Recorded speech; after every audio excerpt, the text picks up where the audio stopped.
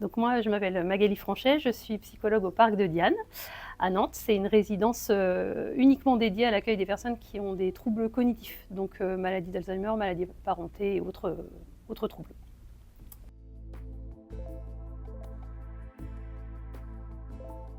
Alors ça fait de nombreuses années, enfin moi ça fait 20 ans que je travaille ici, hein, donc ça fait de nombreuses années où on travaille sur tout ce qui est approche et intervention non médicamenteuse, c'est-à-dire qu'on va essayer de trouver dans toutes les approches et les techniques non médicamenteuses une façon d'apaiser les personnes pour pour essayer de limiter l'apparition des troubles du comportement et de l'humeur et pour avoir une qualité de vie optimum.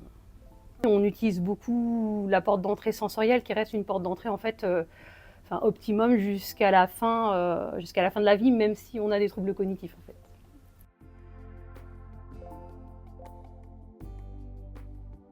Quand vous proposez des stimulations sensorielles, vous réveillez des émotions et des ressentis, éventuellement des souvenirs associés, donc on vient porter l'élan vital en fait. On vient apporter du bien-être, on vient apporter du confort, puisque toute notre vie on est finalement soumis à des stimulations sensorielles, et c'est ce qui fait qu'on enregistre nos souvenirs, mais c'est aussi ce qui fait qu'on est vivant quand on ressent des choses. Et quand on vit en maison de retraite, en fait l'environnement il est un peu toujours le même, ça devient des habitudes, on s'étonne plus du vase qui est posé au milieu de la table, et donc venir réveiller les sens par des sensations qu'ils n'ont plus ou qu'ils n'ont peut-être jamais eu parce qu'ils ne connaissent pas ces espaces-là, ça vient réveiller toutes ces émotions et tout ce qui fait qu'on est en vie en fait.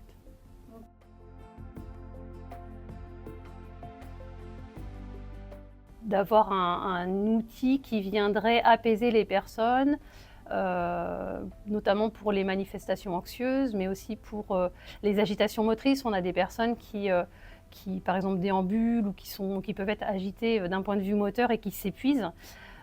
Donc l'idée, c'est de pouvoir canaliser ça, apporter une réponse de ce côté-là.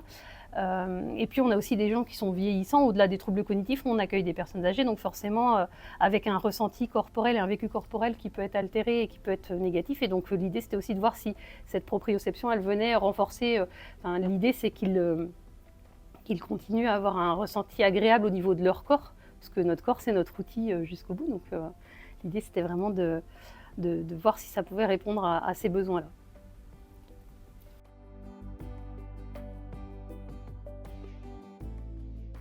Alors on l'a essayé de deux façons différentes. On a commencé avec l'installation du fauteuil auto dans une salle, plutôt une salle neutre. On a fait le choix de ne pas le mettre en Snooze pour vraiment identifier les effets du fauteuil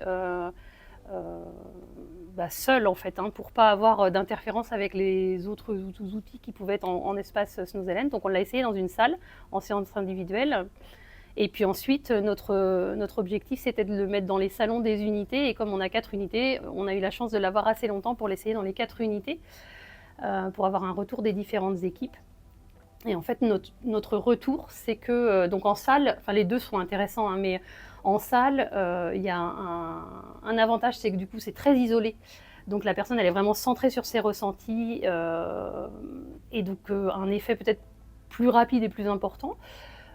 Surtout plus rapide peut-être. Mais en tout cas, un gros inconvénient, c'est que ça mobilise du temps soignant parce qu'on ne laisse pas une personne toute seule dans la salle, dans le fauteuil, même si elle s'y endort. Ce qui est arrivé plein de fois en fait, que la personne elle s'apaise tellement qu'elle s'endorme. Donc à la fin de la séance, finalement, on était soit on restait à la regarder dormir, soit on était obligé de la réveiller. Et donc ça mobilisait du temps soignant ou thérapeute, du 1 pour 1 pendant 20 minutes, voire plus. Et ça, c'est compliqué dans les résidences comme les nôtres. Donc dans les salons, il y avait un avantage, c'est que, entre guillemets, ça ne mange pas de temps soignant. C'est-à-dire que on installe la personne, on lui propose de gonfler, parce qu'on a quand même des personnes qui ont des troubles cognitifs, donc il y a très peu de résidents qui peuvent l'utiliser en autonomie, en tout cas dans notre résidence.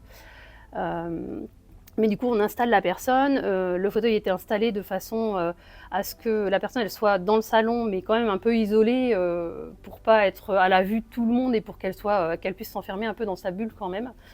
Et donc en fait, les personnes, une fois qu'elles sont installées et qu'on a gonflé, on a cette sécurité, ça se dégonfle au bout de 20 minutes, un quart d'heure, 20 minutes. Donc en fait, si elle s'endort dedans, elle est sécurisée parce qu'elle n'est pas isolée dans une salle toute seule et qu'il y a du monde autour, et il y a des personnes qui ont beaucoup plus accepté le fauteuil une fois qu'il était dans le salon. Et surtout, pour les professionnels soignants, ils ont cette possibilité d'avoir un regard permanent en fait, sans être obligé de rester à côté. Donc pour le temps soignant, il y a beaucoup moins d'impact sur le temps. Et une utilisation beaucoup plus spontanée, c'est-à-dire qu'il y a les personnes qui l'utilisent régulièrement, puis les autres où on sent qu'il y aurait un besoin, là, l'équipe, elle a le fauteuil à disposition dans le salon, elle l'installe. Et puis dans le salon, l'avantage aussi, c'est qu'on a des résidents qui s'y installent même sans gonfler, en fait. Parce que, comme je vous disais, il y a cette acoustique qui est hyper intéressante. Dans un salon d'unité, il y a 20 personnes, enfin, il n'y a jamais 20 personnes en même temps, mais vous avez 20 personnes, vous avez des gens qui rentrent dans l'unité, qui ressortent, enfin, il y a du bruit en permanence. Donc ça, c'est de la stimulation passive qui peut créer de l'anxiété, qui peut créer de l'agitation. Et en fait, quand vous vous asseyez dans le fauteuil, étant donné que vous atténuez tous ces bruits parasites, la personne, elle peut y trouver du confort, en fait, à s'y installer. Donc voilà l'expérimentation, effectivement, on a essayé dans 2 endroits, on a fait le choix, dans celui qu'on vient d'acquérir, là, en fauteuil, de le mettre dans le salon de l'unité. C'était intéressant parce que donc on l'a essayé dans 4 unités, donc 4 équipes différentes. Certaines équipes avaient s'en sont saisies tout de suite, c'est-à-dire que très rapidement, après la démonstration, le guidage sur comment je l'utilise, très rapidement ils avaient identifié des personnes à qui ils allaient le proposer, donc ils le proposaient spontanément. D'autres équipes ont mis plus de temps à s'y mettre, mais ce qu'on a observé, et ça a vraiment été notre indicateur pour dire qu'il fallait qu'on acquiert ce procédé-là, elles ont toutes regretté quand on l'a changé d'unité. C'est-à-dire qu'au bout d'1 mois d'essai dans une unité, quand on disait bon bah ça y est on arrête, on passe à l'autre unité, à chaque fois les professionnels nous disaient ah bah non c'est dommage, on perd. Et quand c'était sur le même étage, on a même des professionnels qui accompagnaient des résidents de l'unité à une autre unité pour pouvoir bénéficier encore de séances. Donc par rapport à d'autres procédés qu'on a essayés, alors qui n'étaient pas du tout sur le même mode, il n'y a pas d'effet, ce qu'on appelle des fois l'effet waouh, c'est-à-dire au début on l'utilise vraiment beaucoup, puis après on ne l'utilise plus du tout. En fait, là, il n'y a pas eu cet effet-là. C'est-à-dire qu'une fois qu'il est installé, ça peut mettre parfois du temps aux équipes de s'en saisir, mais une fois qu'elles ont vu l'apport bénéfique auprès du résident, en fait, elles continuent à s'en servir régulièrement.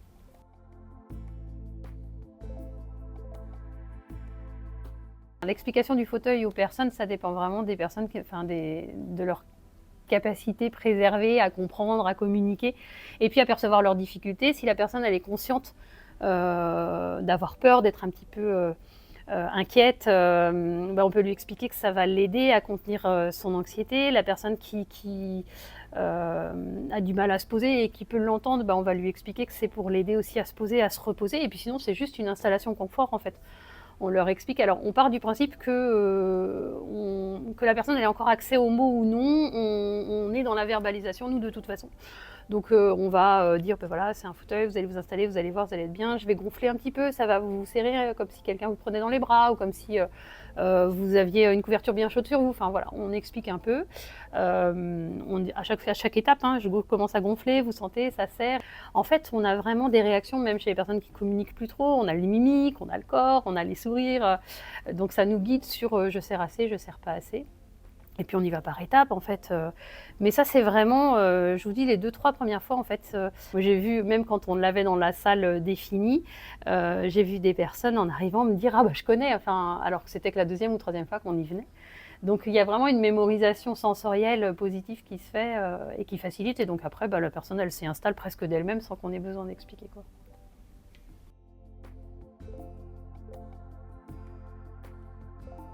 quoi. Beaucoup d'apaisement. Beaucoup de sourires, vraiment un côté détente. En fait, on observe à la fois, on essayait d'observer, on s'était fait une petite grille d'observation, on observait à la fois la détente physique, donc le corps qui se relâche, qui s'appuie un peu plus dans le fond, et puis au niveau du faciès en fait, et même au niveau des verbalisations, parce qu'on a accompagné des gens qui étaient en agitation verbale, donc ces gens qui sont en logorée, qui parlent tout le temps, ou bien qui crient. Et en fait, on voyait vraiment soit le débit verbal diminuer, voire même s'arrêter. Et chez les personnes qui sont très anxieuses et qui déambulent beaucoup, on a eu beaucoup d'endormissements au bout de 10-15 minutes d'installation dans le fauteuil.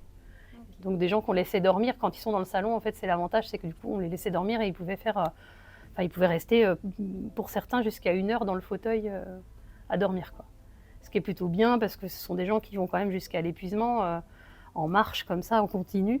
Donc dès qu'on arrive à les poser, ne serait-ce que 20 minutes, une demi-heure, on est content en fait. On sait que ça leur apporte du bien-être, que ça va prévenir le risque de chute, ça a plein d'impacts derrière.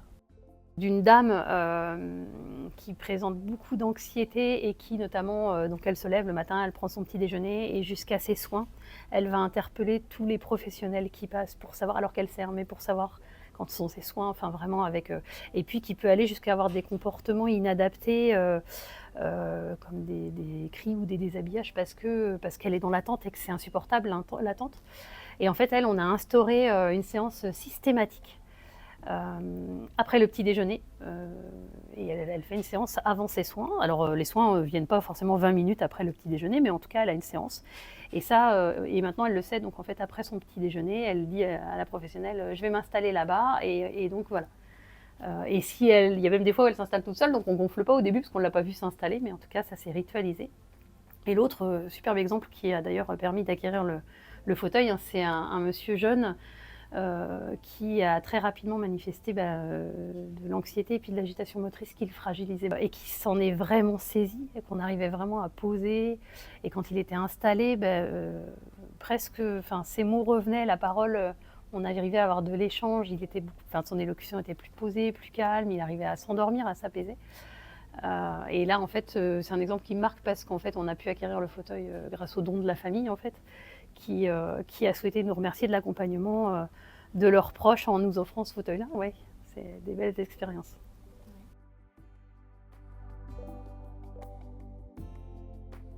Dans les unités de vie, auprès de ce public-là, quand vous avez une personne ou deux qui s'agitent, que ce soit par du mouvement, de la marche, par de la verbalisation, par des questions incessantes. Quand je suis anxieux, que j'ai un peu peur, je vais questionner en permanence, je vais interpeller tous ceux qui passent autour de moi.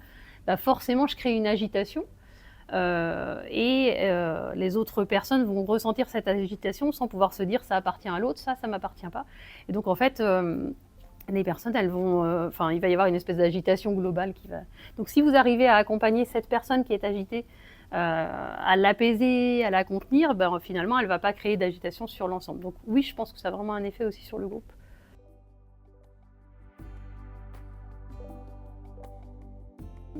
Par rapport depuis qu'on a le fauteuil auto, en fait, on utilise un peu moins le lestage.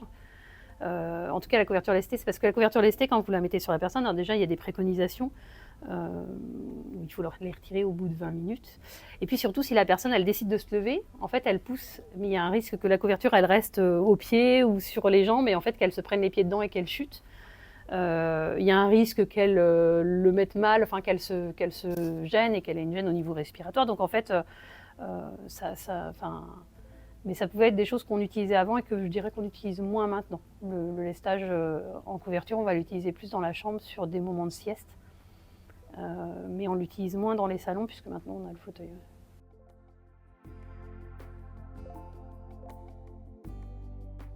Oui, je le conseille parce qu'encore une fois, c'est un outil qui est facile d'utilisation, qui répond vraiment à plein de besoins pour les personnes âgées, alors avec des troubles cognitifs, mais aussi pour les personnes qui n'ont pas de troubles, parce que finalement, comme je disais, le rapport au corps, le vieillissement, ça peut fragiliser, le besoin de s'isoler à certains moments, mais de ne pas être isolé du groupe, le besoin de se rassurer, en fait, c'est présent chez pas mal de personnes. Et donc oui, je le conseille, mais du coup, de notre expérience, je le conseille en salon, en fait, pour éviter que ce soit un achat, parce qu'il y a un coût, hein, donc pour éviter que ce soit un achat onéreux qui ne soit pas utilisé, en fait. L'avantage dans le salon, c'est que je pense qu'aujourd'hui, il est utilisé quasi tous les jours. Alors du coup, je l'expliquerai en nommant tout ce qui vont permettre à la personne à la fois d'acquérir une rassurance au niveau physique, en fait, de venir renforcer le ressenti du corps et de se dire que ce corps c'est un allié. Si mon corps est un allié, du coup tout ce qui est à l'intérieur de moi ne risque pas. Alors c'est une explication très psychologue, hein, parce que forcément c'est mon métier, mais du coup toutes mes émotions vont être contenues par ce corps. Je vais être protégée de l'environnement et donc je vais pouvoir m'apaiser, me renforcer pour mon quotidien de tous les jours. Et puis surtout, je vais aussi pouvoir me reposer en toute sécurité.